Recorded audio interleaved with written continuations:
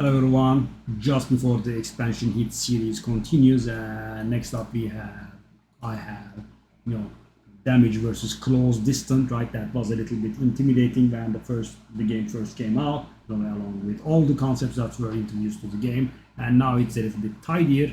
So guys, what close means are the enemies that are in melee range, right? And distant means enemies that are not in melee range. And we have close and distant damage and close and distant damage reduction, which means if they are in melee range, you deal this much damage more. If they are in melee range, you take this much damage less. If they are distant, you deal this much damage more, and if they are distant, you take this much damage less with those stats, right? But there will be some additional conditions like this. I keep reminding you this with damage stuff, right? There will be the additive and multiplicative damage, and yeah, I think it's best to leave that for later. Suffice it to say, these are not the best damage modifiers out there, right? The berserking damage, the crit damage, the vulnerable damage, you have to stack them high so they can make a difference. We'll get to that though. Next up we have healthy and injured. I don't think we have that in here. Do we have it?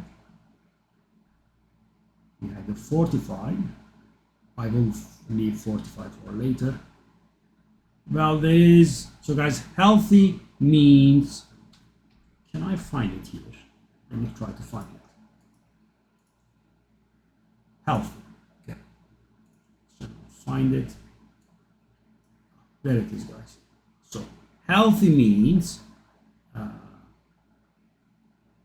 if a character has more than 80% of their life, they are healthy. This goes for both us players, right, and enemies, right?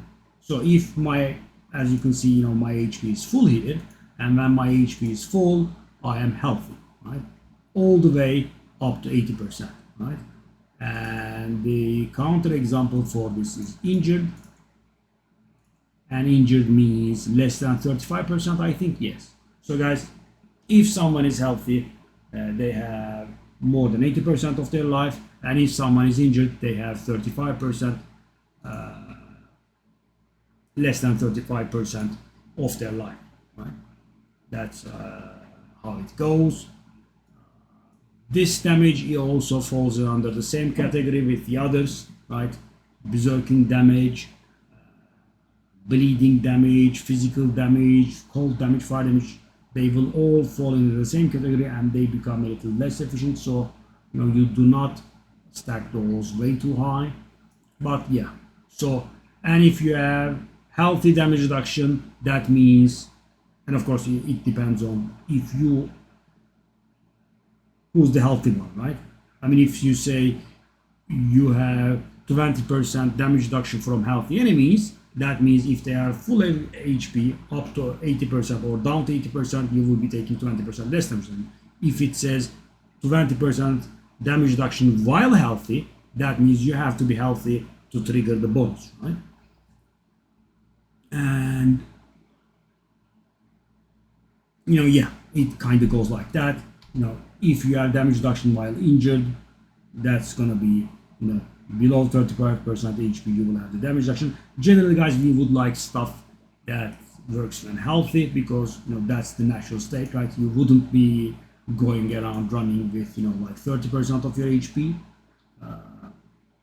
right? You would be rather going with full HP. What else do we have? We have some other stats that we didn't go into yet. We have cooldown reduction. It just reduces the cooldown of those skills, and it kind of works like damage reduction. If you have multiple instances of those, they will get used separately. So for example, if you have a 30% cooldown reduction and a 10% cooldown reduction, you will not have a 40% cooldown reduction. What it will happen is, let's just say, guys, we have an ability with a 100-second cooldown, right? Just for the numbers being round and for ease of calculation, the 100-second cooldown will get down to 70 seconds, and then it will go down to 63 seconds, right? Because you reduce the cooldown by 30% and it goes down to 70, and then you use that cooldown by 10%, it goes down to 63 instead of 60. And you could argue that 60 and 63 are not that much different, but the thing is, if you have multiple instances, this is going to make a difference, right? But this is not Diablo 3. There are not that many instances of cooldown reduction that you can stack, but now still there could be multiple instances, and it becomes less efficient, and it's capped at 75%, which is very, very hard to reach, because in Diablo 3, for example, there are a lot of slots that can give you cooldown reduction. In here, very few slots, right? I mean, the amulet, the helmet, and other than that, it has to be special items. Regular items do not provide cooldown reduction like that. We don't really have that here, but we have resource cost reduction, and kind of obvious. It takes the cost of a skill and it just reduces it. Do we have it on the... Okay, I have an idea. Can I equip this? Let me find it. Hold up. Can't equip it. Let's go to the sorcerer just so I can show you.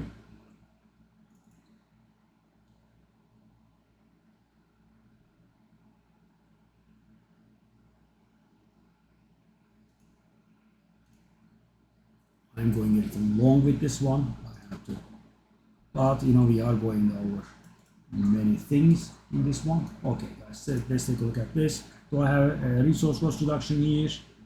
I don't. Boom.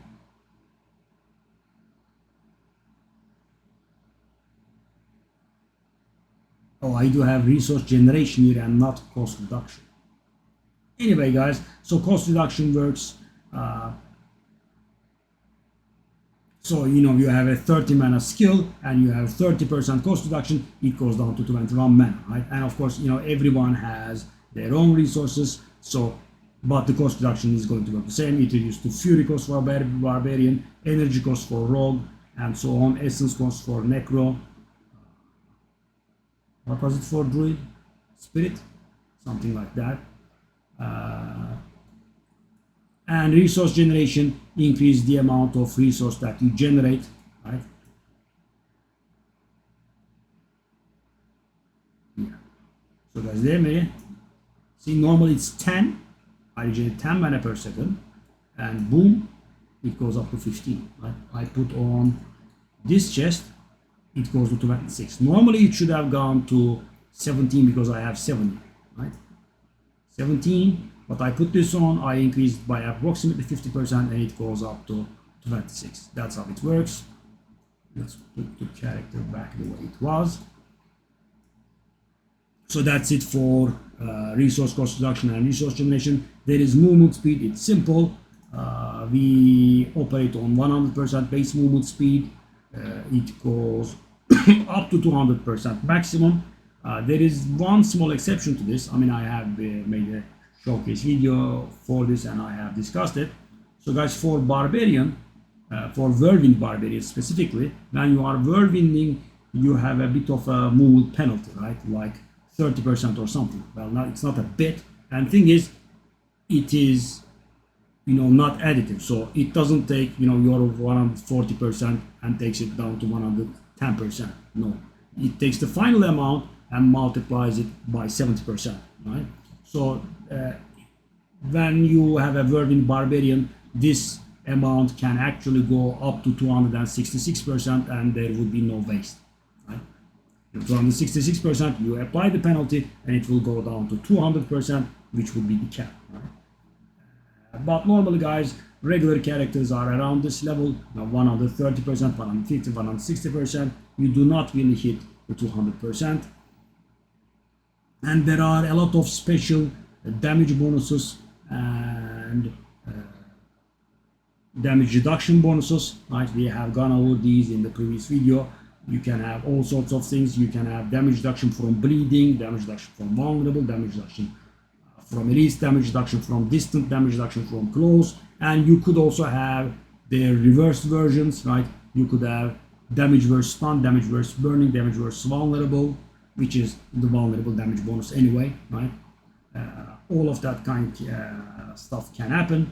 These are all in the additive damage category, and you might notice that I am leaving that video rather for last because it is a little bit complicated, and I wanna tell you all of the stuff first and then get into that because that's a little more complicated, and I will try to refrain from going into calculations too much so it doesn't become very confusing. So that's it, guys. We have gone over a lot of concepts, and let us meet in the next video. Time's a wasting. Expansion is 1.5 days again, and I have, I believe, more than 20 videos to go through, right? Hopefully some will be a little bit shorter.